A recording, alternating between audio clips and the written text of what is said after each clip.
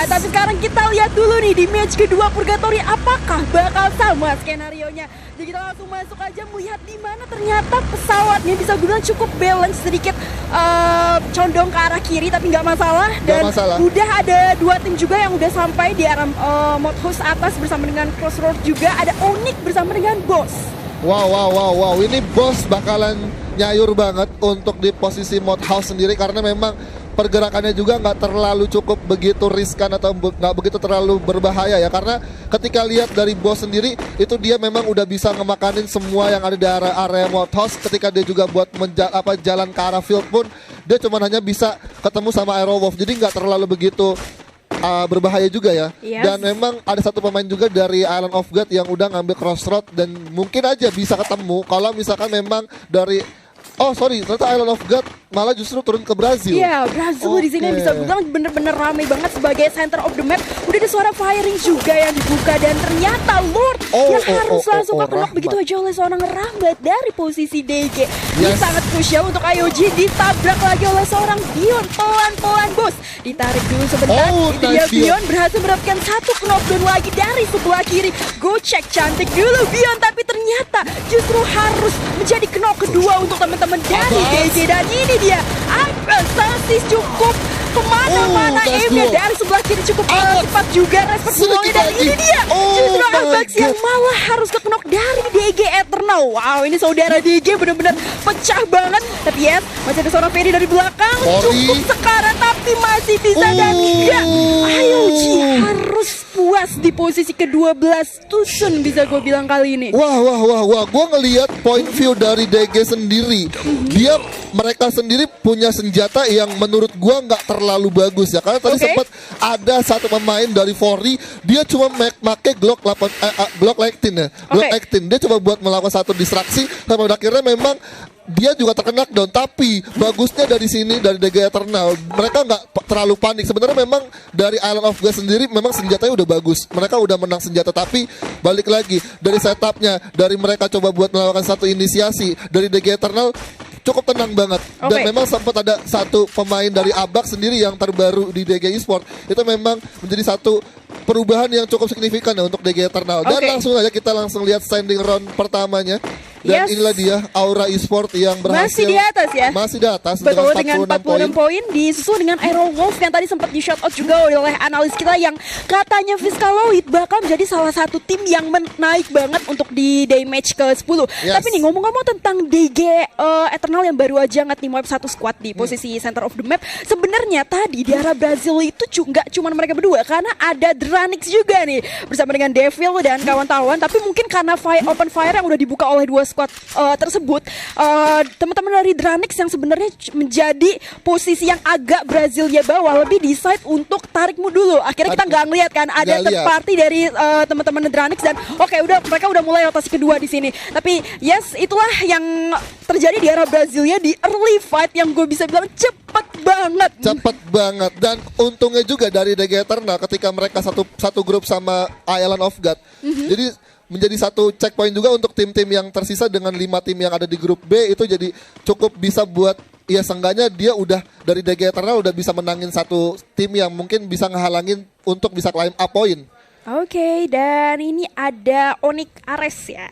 Onyx Ares yang tadi sebenarnya turun di arah Mount Villa, bergeseran sedikit ke arah dengan golf course juga. Tapi kalau misalnya mereka decided untuk ke atas atau ke arah Quarry, itu sebenarnya udah ada boom. Tadi kalau kita remind sedikit dari rounded mapping yang secara besar. Tapi kalau akhirnya dia decide untuk zipline atau jalan melewati jembatan ke arah sentral, itu udah ada Louvre juga yang sebenarnya mantengin gitu di pulau sebelah. Nah ini adalah tempat yang bisa gue bilang krusial untuk next rotasi dari teman-teman Onyx Ares decided ke kanan atau ke atas gitu. Iya, kalau mungkin dari Onyx Ares itu sadar ketika dia coba dari garis pesawatnya itu dia sadar bahwa di sentral itu ada Louvre.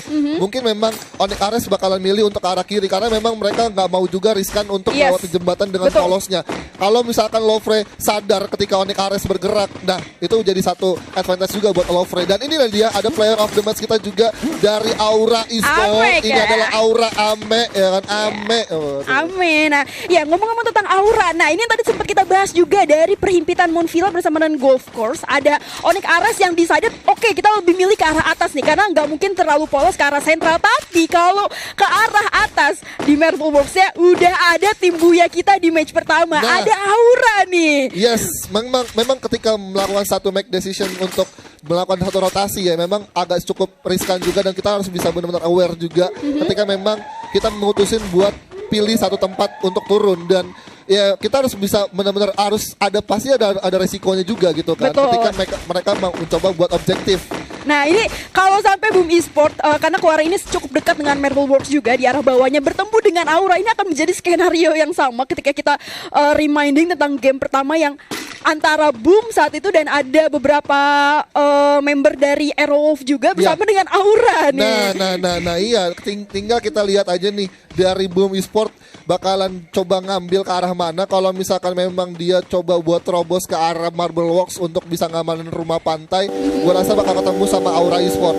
Oke, dan ini adalah Lovre King-nya. Lovre yang tadi sebenarnya rotasi dari arah posisi sentral turunnya, dan mereka berhasil untuk karena secure calling juga di sini. Jadi udah naik seberang pulau lagi. Oke, masih memantau dari teman-teman seorang Gits. Belum ada yang kelihatan nih kepalanya mana, udah siap di aim tentunya. Tapi masih cukup santai. Nah, kalau kita ngomongin juga di arah sentral tadi, kita bergeser ke arah kanan di Fire Bridge itu sebenarnya ada satu tim lagi nih. Tim SES. Iya, tim Saudara Esport. Nah, mungkin tadi nggak ketemu karena mungkin Saudara Esport lebih decided untuk ke arah Lumbermill, dan kalau Lumbermill ke atas itu emang cukup kosong ya. Jadi memang tidak akan bertemu dengan Lovre. Nah, ini gue penasaran nextnya Lovre kalau dia udah mulai narik ke atas, memasuki dari center of the map lagi, siapa yang bakal ketemu? Karena sempat ada First Rider juga di atas, sempat tadi Dranix kan yang narik diri dari arah Brazil dan udah masuk next rotasinya juga.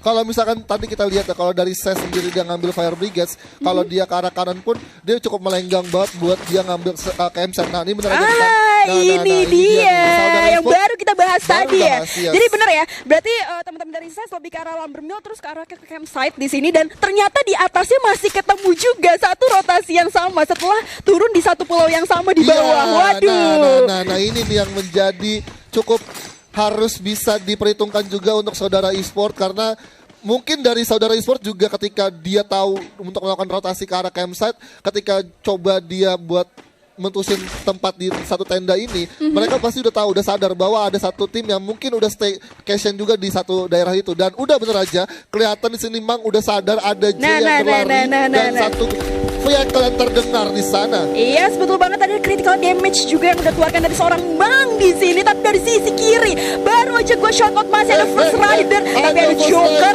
yang tadi dapat triple kill juga, masih berusaha untuk memantau apa yang bakal terjadi. Turun dulu karena udah pecah bro firingnya di sana, dan Bara berhasil nge-knock seorang Gits juga masih bersama dengan Venom. Di sisi lain Bara langsung finishing aja satu member dari Lovre, ada seorang Fader di sini berusaha untuk narik inhaler dulu bos, regen sedikit bos, tapi ternyata Fader justru harus ke-knock oleh seorang Darkhold di sini. Ada Notden juga bersama dengan Ombak yang masih berusaha untuk memantau dari sisi kanan, udah ready langsung diras begitu aja, dan Ombak cepet banget langsung respect duluan mas, gocek ke kiri juga, masuk dulu ke arah tenda kan, tapi enggak, masih dipantau sedikit. Kau berhasil mendapatkan J juga. Ombak di sini lumayan sakit, cepet banget bos, gluolnya udah lumayan pecah, jadi ditarik dulu seorang Ombak di sini. Ada Ligum, betul banget, cepet.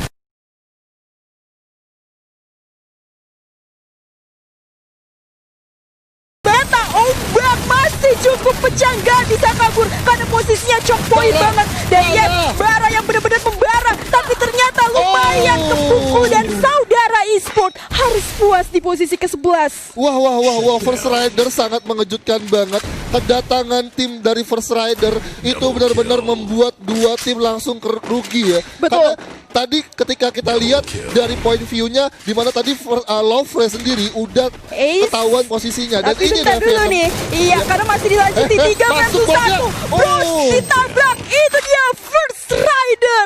Lagi-lagi ngeratain 2 squad sekaligus. Yang sebenarnya nih, jadi gini nih skenario-nya For ya. Karena First Rider itu dia turun di campsite pertama. Dan akhirnya dia sebenarnya cukup jauh nunggu 2 orang yang rotasi dari arah pulau bawah, yaitu Lovre bersamaan dengan oke, kita geser dulu di sini bersama dengan Ranix yang berusaha untuk firing, tapi ternyata Baung tuh nggak cukup ganas karena harus tumbang begitu aja. Yes, Kruger di sini berusaha untuk one shot one kill, tapi enggak. Kita bergeser lagi terhadap Rusty. Itu dia.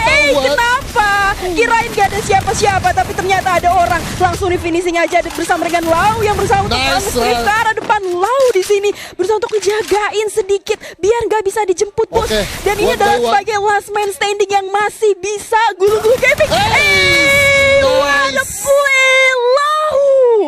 Wah, kita di sini disajikan dengan 2 fight yang benar-benar panas banget dan memang sempat kita mau bahas dulu untuk sedikit ke arah tadi First Rider, di mana memang tadi timingnya dari First Rider bisa ngedapetin 2 tim sekaligus. Iya, itu dari Lovre bersama dengan saudara e-sport.